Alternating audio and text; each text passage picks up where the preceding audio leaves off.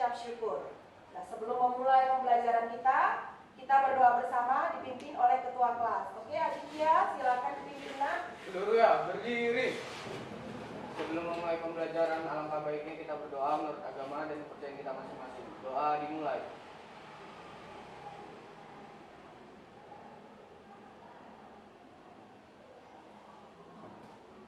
Doa selesai. Kepada Ibu Guru, beri salam. Selamat pagi, Bu. Selamat pagi, silakan duduk. Harap Ibu ingin memeriksa kehadiranmu.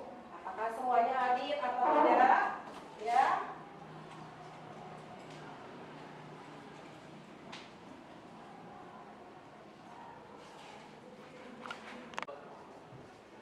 Hairina, Laura, Nanda, Nawar, Novi.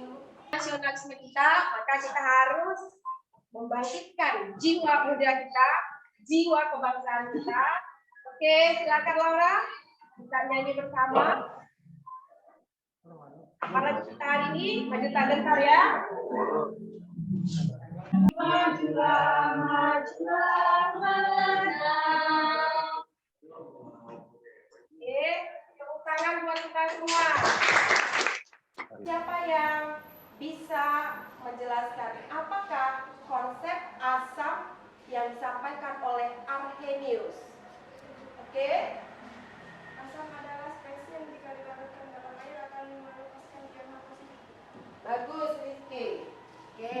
Kemudian, basa menurut Arrhenius. Ya, Rizky. Basa menurut Arrhenius adalah spesies yang dapat melepaskan ion OH negatif. Dapat melepaskan ion OH negatif. Bagus. Kemudian, asam menurut Bronsted-Lowry. Asam menurut Bronsted-Lowry adalah donor proton. Donor proton. Oke. Dalam hal ini, proton yang dimaksud itu apa ya? Ion H positif. Tujuan pembelajaran yaitu melalui kegiatan pembelajaran dengan menggunakan model pembelajaran problem based learning ataupun PBL, metode praktikum dan pendekatan saintifik diharapkan tuh.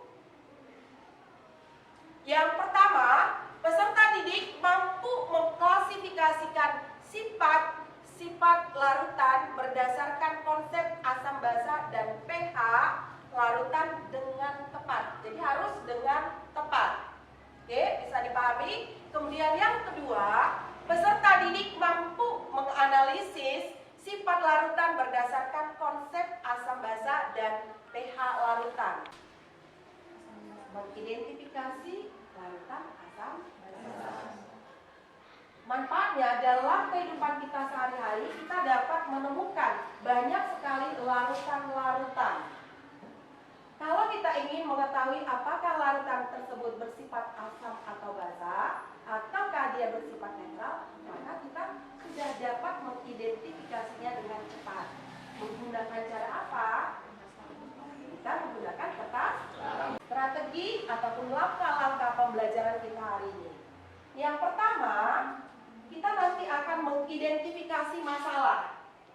Masalah apa yang harus kita pecahkan hari ini. Kemudian yang kedua, kamu masuk ke dalam kelompokmu. Ya, setelah masuk di dalam kelompokmu, nanti Ibu akan bagikan KPD. Dalam kehidupan kita sehari-hari, kita banyak menemukan bahan-bahan yang bersifat asam, bersifat basa, ya. Tetapi coba kita perhatikan. Nah, kamu pernah apa ini? Oke, bilanta. Siapa yang pernah menggunakan? Ya. Nah, apakah kita harus mencicipinya? Ya. Bagaimana caranya? Itulah yang kita praktekkan hari ini dalam pemecahan masalah yang dilakukan. Oke. Kemudian ini apa? Nipis. Oke, ini yang ini? Oke, yang ini? Strawberry. Kalau itu pasti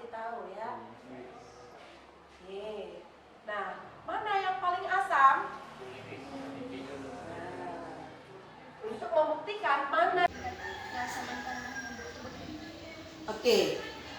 Ya, petani jika ingin menanam tanaman itu banyak yang melakukan pengujian terhadap keasaman tanahnya. Bagaimana caranya? Kita bisa mengambil sampel dari tanah tersebut, kemudian kita larutkan di dalam air. Nah, kita bisa saring, kemudian filter airnya tadi kita uji keasamannya menggunakan indikator. Bisa menggunakan lakmus, indikator universal ataupun menggunakan indikator.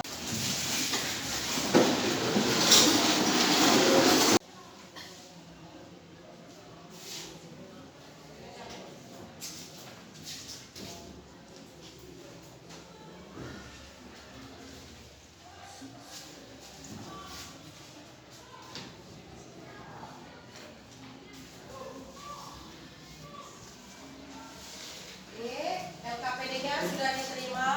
Coba kamu baca, kamu teliti dengan baik, ya. Nah, setelah ini,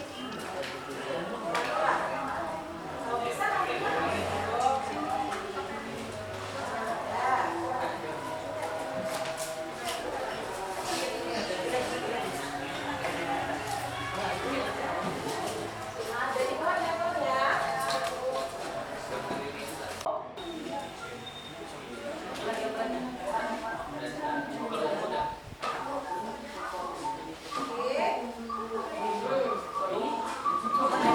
udah selesai.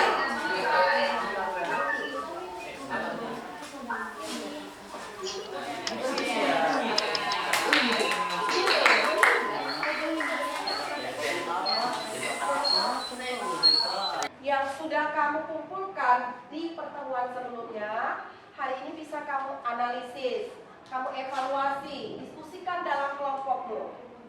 Ya. Nah, untuk memperkuat data yang kamu peroleh, kamu bisa melihat literatur, mencari literatur untuk memperkuatnya. Nah, oke, sekarang kerjakan LKPD-mu, selesaikan hasil evaluasi dan menganalisisnya. Oke, jadi selesaikan. Setelah kamu mengevaluasi, baru nanti buatkan mediamu untuk presentasi. Oke, silakan Kak, diskusikan dalam kelompok. pH larutannya adalah 6. Yang kelima ialah air deterjen. Saat kami menggunakan lakmus merah, dia berubah menjadi biru, dan saat kami memakai lakmus biru, dia tetap. Yang menunjukkan bahwa sifat larutannya ialah basah. Dan saat kami menggunakannya, mengujinya menggunakan indikator universal, mendapatkan pH 13. Saat kami mengujinya dengan lakmus biru, dia tetap. Yang menunjukkan bahwa sifat larutannya ialah basah. Saat kami mengujinya dengan indikator universal, kami mendapatkan pH yaitu 14. Setelah hasil pengujian menggunakan indikator alami, yang pertama Pokoknya, Menggunakan ekstrak kunyit. Dia awalnya adalah alami, orange, akhirnya dari orange terang.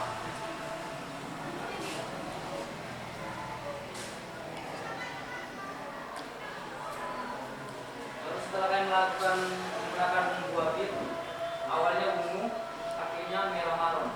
Setelah kalian melakukan menggunakan kolom ungu, dia akan awalnya berat menghasilkan pink.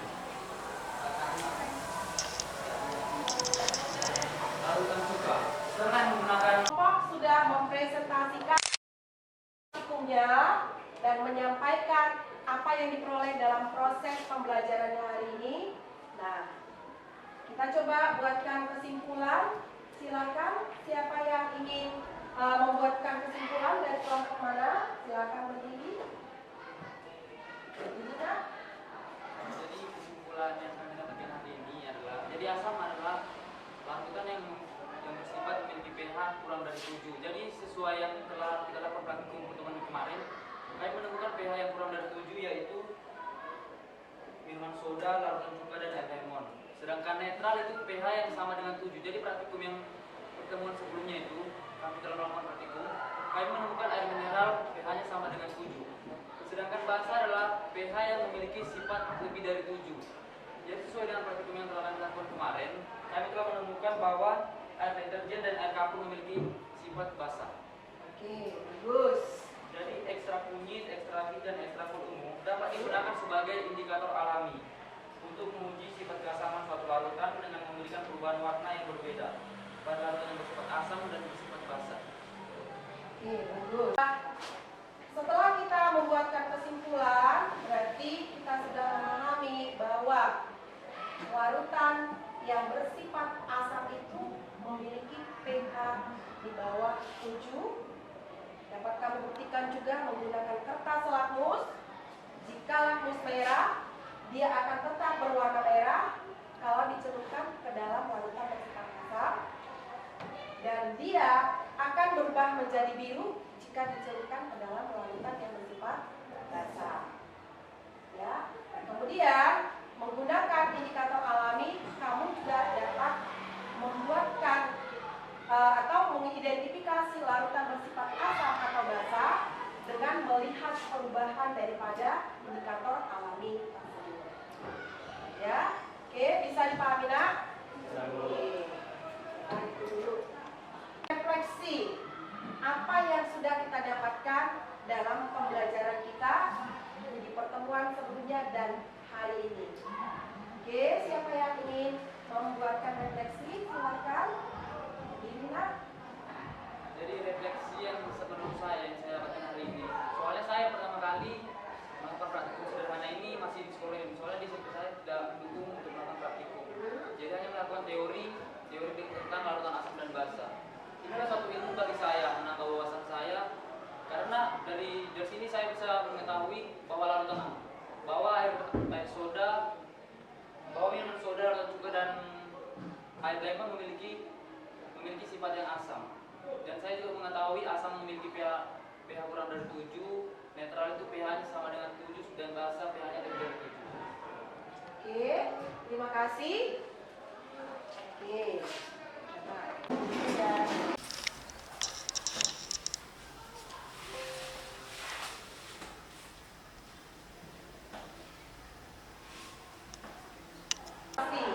Apa yang sudah kamu dapatkan dari hasil pembelajaran ini?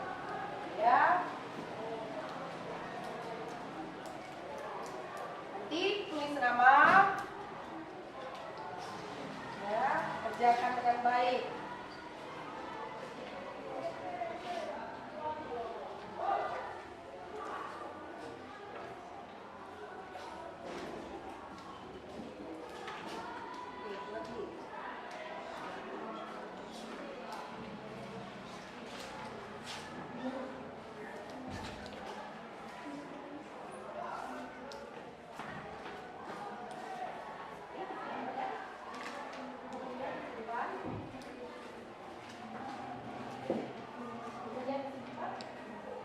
Oke, silakan dikerjakan. Jawab dengan benar. Tidak ada yang kerjasama.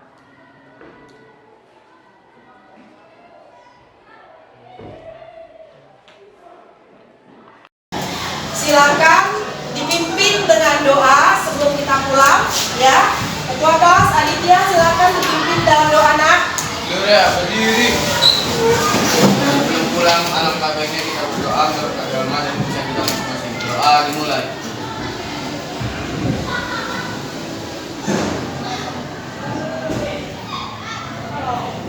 Doa selesai. Kepada Ibu Guru, beri salam. Selamat siang, Bu.